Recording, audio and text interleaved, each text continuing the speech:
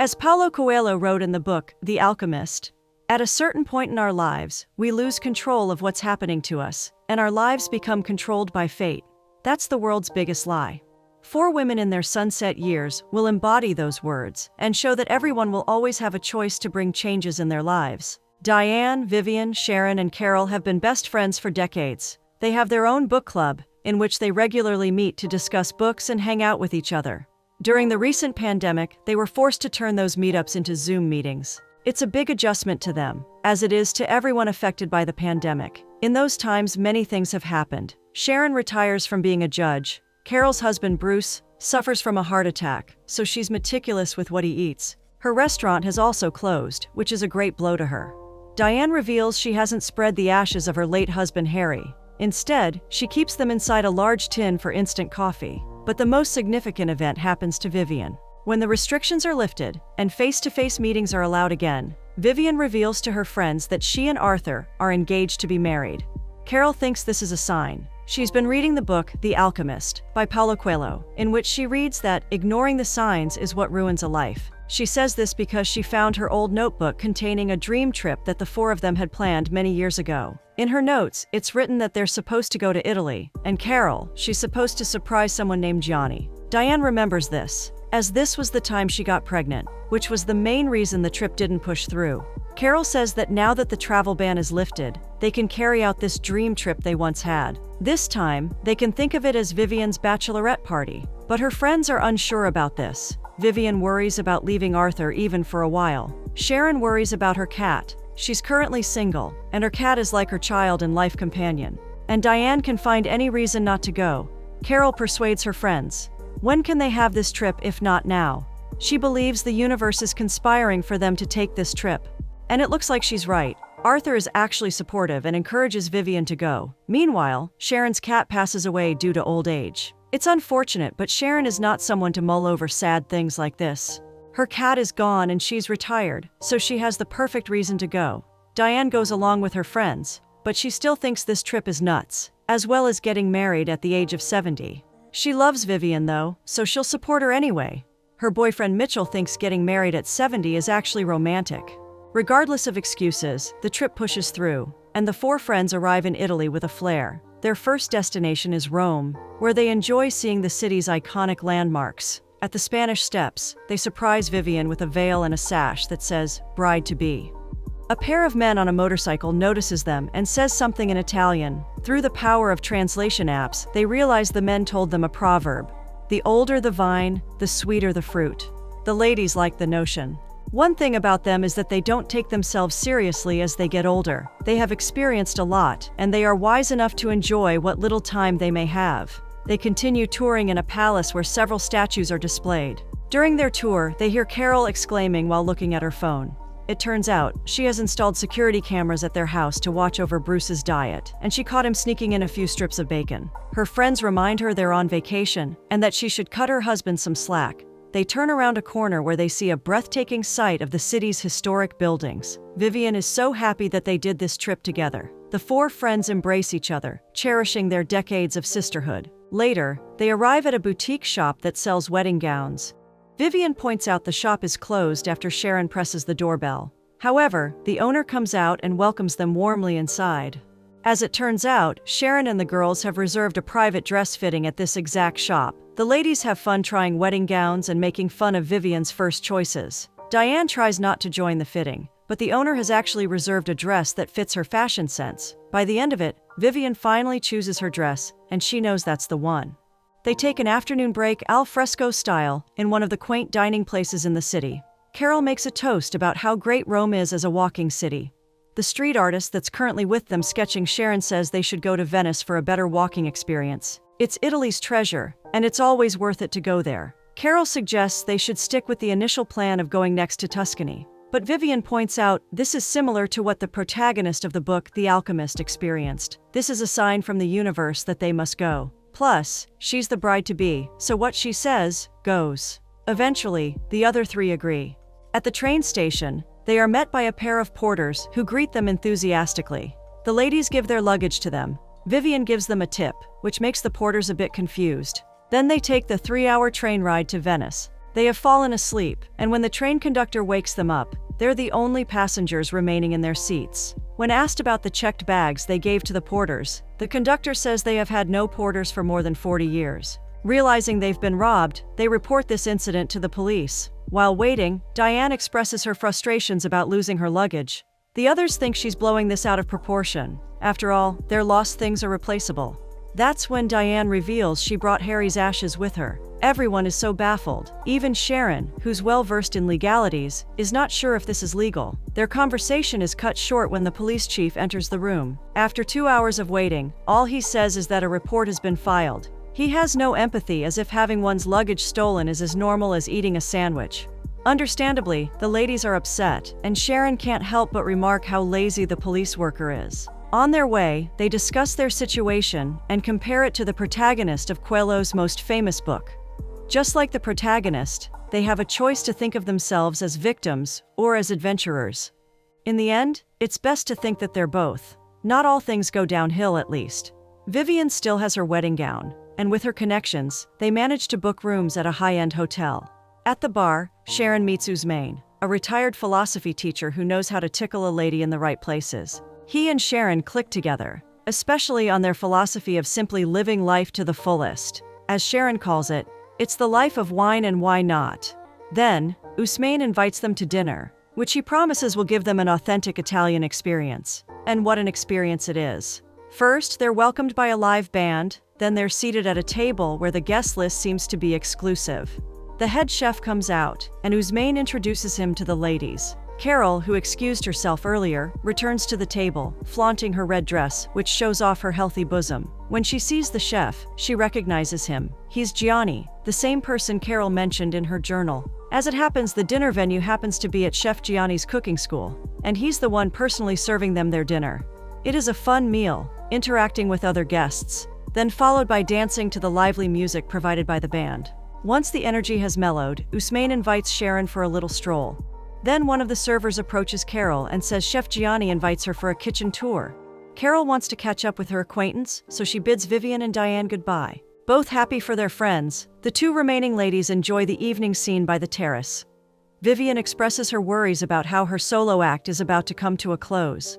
Diane encourages her, saying she's proud of Vivian for being brave and navigating this new chapter in her life. Diane thinks she's a bit similar to Vivian, with the exception that she doesn't think marriage is for her. She's happy with her relationship with Mitchell, although she cringes at the thought of herself being a girlfriend. It's such a high school thing. Then they discuss how fun the trip is. Diane, the ever-pessimist of the group, wonders how they can mess this all up. She's sure that when something good happens, something bad follows right up.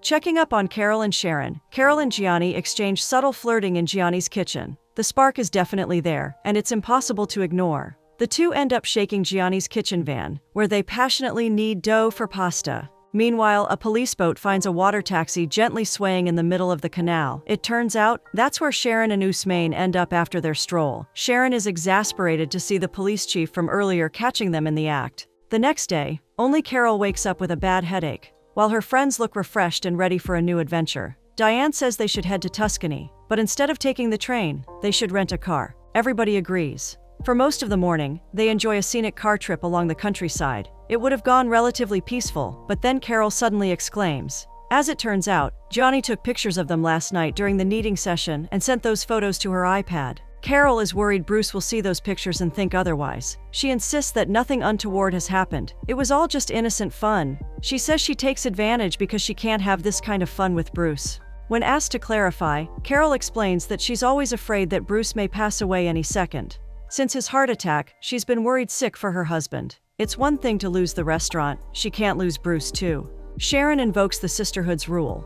Best friends, tough love. She points out it's Carol's fault why she can't have fun. Diane supports this, saying Carol is so afraid of what will happen. She's preventing both of them from living. Vivian correctly assumes that Carol is having a hard time accepting the truth, that there will come a time when Bruce may not be there anymore. No one in that car wants to see her looking back and regret all those times she didn't live. Vivian advises her to stop controlling the uncontrollable. Life is unpredictable, and it's the surprises that make it worth living. Just after she says that, their car busts a tire. They swerve, eventually ending at the side of an empty stretch of highway. The four ladies have no choice but to wait for a vehicle to pass so they can hitchhike. Night has fallen, but they're still stranded. Diane can't help it. She starts panicking and urges others that they should start walking. Sharon and Carol exchange looks, which Vivian notices. Vivian demands to know what's going on. Diane reveals that Arthur has made plans for the wedding to happen in Tuscany. He collaborated with the ladies without Vivian's knowledge, because he didn't want his fiancée to get burdened. They all thought it was sweet, so they went along with his plan. But now, everything's screwed up because they're stranded, and the wedding is supposed to happen in the morning of the next day. Vivian is speechless with all the mixed emotions she's feeling. All she can do is curse in the air. She thinks their situation is an omen for her not to go through with the wedding. Fortunately, after a few minutes, a police car arrives. The officer that alights from the car, with his handsome looks and buffed physique, can revive all the dried juices in a woman in her sunset years, and the four ladies are definitely susceptible to it. Vivian starts thinking he's a stripper in a costume, which is sufficient grounds for the officer to detain all of them. Inside the prison cell, Vivian reflects on her mistake. Then she concludes that the universe wants this to happen, so her wedding won't happen. Sharon invokes again the sisterhood's rule. She says they should all stop giving fate credit or blaming the universe for what has happened. In the first place, they all chose to go on this trip, not because of fate, but because they love and show up for each other. The same way Vivian said yes to Arthur, not because it's destined, but because she's committed to him, and she loved him. Diane supports Sharon's statement, saying Vivian should listen to her. This time, their best friend's tough love motto focuses on Diane. Carol says Diane always plays the victim, always finding reasons to not do things, even those that will make her happy. Diane admits it, which conveniently makes the conversation shorter. As for Sharon, they can't seem to fault her on anything. They all agree Sharon is the one who's faring with life well. They all end their conversation with laughter and decide sleep is the better option in their situation. On the morning of the next day, the police chief wakes them up. The first thing he says is that the ashes of Diane's ex-husband have been turned to the police. It's illegal to fly the ashes of the deceased without authorization. This can worsen the ladies' situation. Then the chief learns that there's supposed to be a surprise wedding for one of them. Just like earlier, he shows no empathy, even when he says he's sorry. He says there's nothing he can do about their predicament. Sharon can't help but let out her frustrations. There's definitely something the chief can do. She refuses to believe all he can say is, "That's life," when he definitely started with some hope of making a difference with his choices. Life is what one makes of it, not what fate says, or what the universe allows to happen. Sharon pleads with him to help them get to Tuscany so Vivian can get married. The chief contemplates what Sharon said. Perhaps for the first time in his career, he's doing something that can make a difference. He lets the ladies out of the cell. Then he personally escorts them to Tuscany via a chopper. While on air, he gives Diane the authorization to scatter the ashes along the river. Diane is so clumsy, she accidentally lets go of the urn. Although it didn't go well, at least she's letting go of her past. They arrive at the wedding venue, where the coordinator meets them. The ladies get dressed. Diane gets a surprise.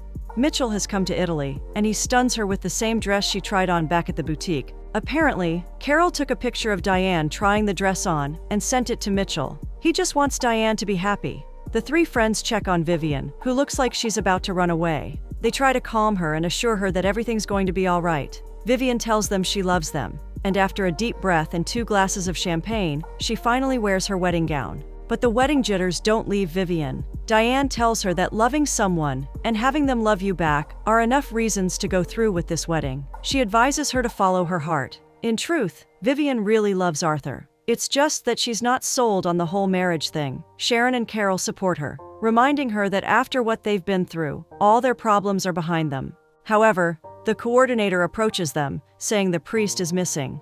With no other choice, Sharon steps up to preside over the wedding. Once the changes are set, Diane stands by Mitchell, with Vivian behind them, to take their walk. Carol receives a call from Bruce. She apologizes for being strict with him and leaving him alone. In response, Bruce says there are just too many flowers at the wedding. Then he shows up right behind Carol, holding the stem of a white rose. So he's in Italy all this time. That's why he won't answer Carol's call. Now that the entourage is complete, the friends walk down the aisle. And then, Vivian looks glowing as she walks towards the man she's going to spend the rest of her life with. Before Sharon can formally announce their union, Vivian takes this chance to say that she doesn't want to marry him. Marriage is a chain full of limitations, but her love for Arthur is limitless. It doesn't matter whether they conform to what society says should be done. They spent a lifetime apart. What matters now is how they can squeeze a lifetime into the time they have left. To everyone's surprise, Arthur understands very well what Vivian is trying to say. He pledges to choose her every day without needing the institution of marriage to bless them. She's free to be independent just like she always wanted, but that won't change the fact that she's always the one for him. He kneels, says he loves her with all his heart, and asks her not to marry him. Vivian joyfully says she won't. Everyone celebrates this union of the two lovers, but the surprises don't end there. Mitchell takes this chance to propose to Diane. Apparently, he's heard what Diane said to Vivian earlier, that loving someone and being loved is enough for two people to stay together. Diane says it's true because that's what she believes in. She's always believed in love, and even after life silenced her beliefs, she can still hear the whispers. So if Mitchell wants to marry her right there and then, she won't look for excuses anymore. It's convenient that Sharon is still standing there. She marries her friend to the love of her life right on the spot. For anyone, it's a wonder how a woman can get married in her 70s. But for Diane, Vivian, Sharon, and Carol, the answer is that she takes control of her own destiny. They may not know what to do next, but they surely won't leave matters up to fate.